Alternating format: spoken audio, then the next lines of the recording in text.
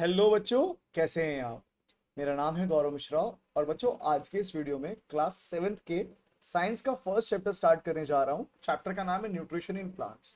तो इससे पहले कि मैं आपको पूरा चैप्टर समझाऊं, मैं कुछ एकदम बेसिक सी चीज़ों के साथ आपको ये चैप्टर स्टार्ट करवाता हूँ। देखो, सबसे पहले तो मैं आपको समझाऊंगा न्यूट्रिशन का मतलब क्या होता है। ठीक है, न्यूट्रिशन का मतलब क्या होता है बच्चों। न्यूट्रिशन का मतलब क्या है? The process of obtaining nutrient, right.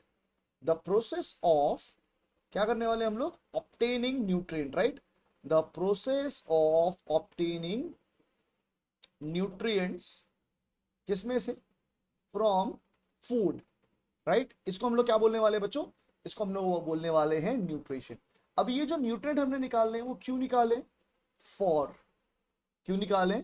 For energy, for growth, ठीक है, and repair, repairing of damaged tissues. ठीक है। तो आपने क्या करना था? आपने क्या करना था बेटा? आपने जो फूड खाया है उस फूड में से न्यूट्रिएंट निकालने थे, ताकि उसमें से आप लोग निकाल सको एनर्जी। किसके लिए? फूड में से निकाल सको एनर्जी, आपके बॉडी को ग्रोथ करवा सको, ग्रो करवा सको। और अगर आपके बॉडी के अंदर कुछ टिश्यूज डैमेज हो गए हैं, तो उन डैमेज टिश्यू को आप क्या करवा सको बच्चों? रिपेयर करवा सको। तो ये सब कुछ कहां से होगा? ये सब होगा आपके न्यूट्रिएंट में से, जो आपको मिलने वाले हैं फूड में से। तो न्यूट्रिएंट जो है बच्चों, न्यूट्रिएंट क्या है? न्यूट्रिएंट जो है वो है यूजफुल सब्सटेंसेस आपके फूड के अंदर। तो न्यूट्रिएंट अलग अलग टाइप्स के होते हैं, जैसे कि आपके पास में हो गए कार्बोहाइड्रेट्स। यस, कार्बोहाइड्रेट्स हो गए बच्चों। शुगर खाते हो आप? शुगर खा रहे हो, कार्बोहाइड्रेट्स हैं। फिर दालें खा रहे हो, बहुत सारी दाल खा रहे हो, दाल खा रहे हो। एग खा रहे हो, हाँ सर खा रहे हैं। क्या है? प्रोटीन्स हैं जो आगे जाके आपके मसल्स बिल्ड करेंगे। फिर आप खा रहे हो बहुत सारा घी, आप खा रहे हो बहुत सारा तेल। तो ये लिपिड्स और फैट का एग्जाम्पल है, ठीक है। अगर आप बहुत सारे फ्रूट्स खाते हो, तो आपको क्या मिल रहा है बच्चों? उनमें से आपको मिल रहे हैं विटामिन, और आपको मिल रहे हैं उसमें से मिनरल्स।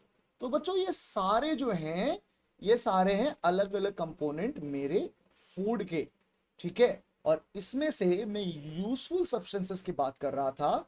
तो वो जो यूजफुल सब्सटेंस हैं वो ये चार नेम है, ठीक है। अब एक बात समझो, क्या हर एक ऑर्गेनिज्म सेम तरीके से फूड ऑब्टेन करता है? मैंने क्या कहा है? The process of obtaining food is called as nutrition. तो क्वेश्चन आया, do all the organisms obtain the food in the same manner? The answer is absolutely no. they obtain food by different methods, right?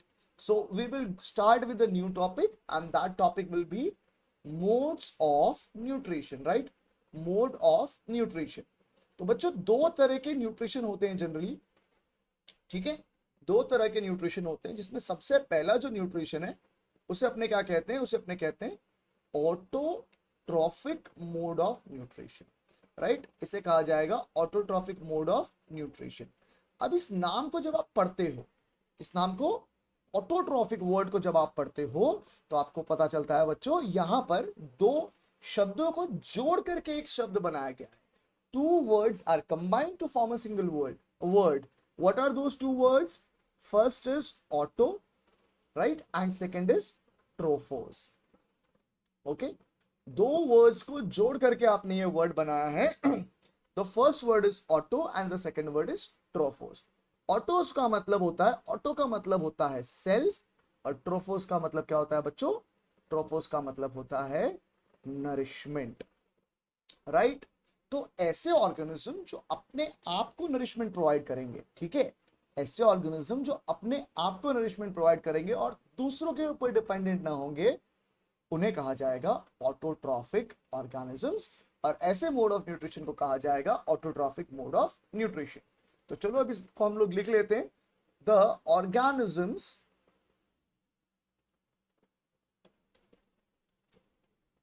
Can prepare the food, right, they can prepare the food on their own, on their own, right। जब ऐसा हो कि organisms अपना खाना खुद बना सकें, तो वो एग्जिबिट कर रहे हैं autotrophic mode of nutrition. And such organisms, ठीक है, ऐसे ऑर्गेनिजम्स को क्या कहा जाएगा? Such organisms are called as, क्या बोलेंगे इनको हम लोग, these organisms are called as autotrophs.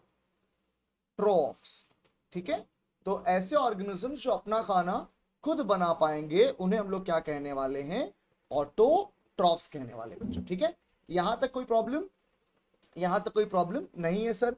चलो एग्जाम्पल देख लेते हैं बच्चों इनका फटाफट। एग्जाम्पल में कौन आ जाएगा बच्चों इनके, इनके एग्जाम्पल्स में आ गए हमारे पास प्लांट्स। ठीक है, इनके एग्जाम्पल में कौन आ गया हमारे पास, आ गए आल्गी। इनके एग्जाम्पल में और कौन आ गया हमारे पास, सर्टेन बैक्टीरियाज। ठीक है, certain bacterias, not all the bacteria बच्चों। ठीक है, सभी बैक्टीरिया नहीं, कुछ बैक्टीरिया। ठीक है, तो मोड ऑफ न्यूट्रिशन में हमने डिस्कस किया है सबसे पहले ऑटोट्रॉफिक न्यूट्रिशन के बारे में। ठीक है, ऐसा ही एक दूसरा मोड ऑफ न्यूट्रिशन भी होता है जिसे हम लोग क्या कहते हैं, जिसे हम लोग क्या कहते हैं, जिसे हम लोग कहते हैं हेट्रोट्रॉफिक मोड ऑफ न्यूट्रिशन। क्या बोलते हैं बच्चों, हेट्रोट्रॉफिक मोड ऑफ न्यूट्रिशन। अब जैसे ऑटोट्रॉफिक न्यूट्रिशन जो था वो दो शब्दों को जोड़ करके बनाया गया था, वैसे हेट्रोट्रॉफ जो है वो भी दो वर्ड्स को जोड़ के बनाया गया है। कौन से दो वर्ड्स हैं, हेट्रो, हेट्रो, और जो अदर वर्ड होगा वो कौन सा हो जाएगा बच्चों, वो हो जाएगा ट्रोफोस। राइट, चलिए, तो हेट्रो और ट्रोफोस इन दोनों वर्ड्स को हम लोग क्या कर देते हैं, वापस जोड़ देते हैं और देखते हैं क्या वर्ड निकल के आता है, क्या मतलब निकल के आता है। हेट्रो का मतलब होता है अदर्स, हेट्रो का मतलब होता है अदर्स, और ट्रोफोस का मतलब होता है अगेन नरिशमेंट। ठीक है, तो ऐसे ऑर्गेनिजम्स जो अपना नरिशमेंट प्रोवाइड करते हैं, अपने नरिशमेंट के लिए दूसरों के ऊपर डिपेंडेंट होते हैं। राइट, ऐसे ऑर्गेनिजम्स जो अपने न्यूट्रिशन के लिए, अपनी भूख मिटाने के लिए दूसरों के ऊपर डिपेंडेंट होते हैं, उन्हें क्या कहा जाता है बच्चों, उन्हें कहा जाएगा, उन ऑर्गेनिजम्स को जो उनका जो मोड ऑफ न्यूट्रिशन होगा उसे कहा जाएगा हेट्रोट्रॉफिक मोड ऑफ न्यूट्रिशन, और ऐसे ऑर्गेनिजम्स को कहोगे आप हेट्रोट्रॉफ्स। राइट, तो यहां पर हम लोग पॉइंट बना के लिख देंगे क्या, the organisms, the organisms are dependent on others। right, ये लोग क्या है, these organisms are dependent on others for their, किसके लिए बच्चों, न्यूट्रिशनल रिक्वायरमेंट के लिए। Right, they are dependent on others for nutritional requirement. Right, nutritional requirement. Okay, अब सच ऑर्गेनिजम्स, ऐसे ऑर्गेनिज्म को क्या कहेंगे हम लोग, such organisms are called as, क्या हो जाएगा बच्चों, such organisms are called as, they will be called as heterotrophs. Right, इन्हें हम लोग क्या कहेंगे बच्चों, इन्हें हम लोग कहेंगे हेटेरोट्रॉफ्स। राइट, यहां तक कोई डिफिकल्टी होनी चाहिए नहीं। चलिए इसका एग्जाम्पल लिख लेते फटाफट, एनिमल्स हो जाएंगे। ठीक है, ह्यूमन आएंगे क्या, क्या हम लोग अपना खाना खुद बना पाते, क्या हम लोग अपना खाना खुद बना पाते, नहीं ना, हम तो अपने खाने के लिए दूसरों के ऊपर डिपेंडेंट है। तो हम लोग भी किसका एग्जाम्पल हो जाएंगे, हेट्रोट्रॉफिक मोड ऑफ न्यूट्रिशन का। तो यहां पर आ गया ह्यूमन। उसके अलावा देखो बर्ड्स, देखो इसके अलावा कौन आ गए, बर्ड्स एग्जाम्पल है। अब देखो बच्चों मैंने यहाँ पे क्या लिखा है, मैंने यहाँ पे लिखा है the organisms are dependent on others for their nutritional requirement. अब ये अदर्स में क्या है, देखो ये डिपेंडेंसी जो है, ये डिपेंडेंसी जो है ये दो तरह की होती है। ठीक है, ये जो मैंने कहा ना कि हम लोग डिपेंडेंट हैं, तो ये डिपेंडेंसी जो है बच्चों ये दो तरह की होती है। ठीक है, एक होती है डायरेक्ट, ठीक है, एक होती है डायरेक्ट और दूसरी होती है इनडायरेक्ट। राइट, एक होती है डिपेंडेंसी डायरेक्ट और दूसरी डिपेंडेंसी होती है इनडायरेक्ट। तो दोनों में फर्क क्या है, हमने कहा डिपेंडेंट है ना, हमने कहा डिपेंडेंट है, पर डिपेंडेंट किस पे हैं हम, ठीक है, हम लोग डिपेंडेंट है किसके ऊपर, प्लांट्स के ऊपर। डायरेक्ट मतलब when an organisms, when an organism किस पे फीड करता है, फीड्स ऑन प्लांट्स। ठीक है, ऑन प्लांट्स। ठीक है, जैसे कि कौन हो गया, जैसे कि मान लो चिकन है। ठीक है, चिकन क्या खा रहा है, चिकन खा रहा है ग्रेन्स, चिकन क्या खा रहा है, ग्रेन्स खा रहा है। ठीक है, फिर दूसरा कुछ ले लो, दूसरा क्या हो गया? दूसरा हो गया डियर। डियर क्या खा रहा है? ग्रास खा रहा है। ठीक है, तो ये डायरेक्टली डिपेंडेंट है प्लांट्स के ऊपर। दूसरे होते हैं when an organism feeds on animals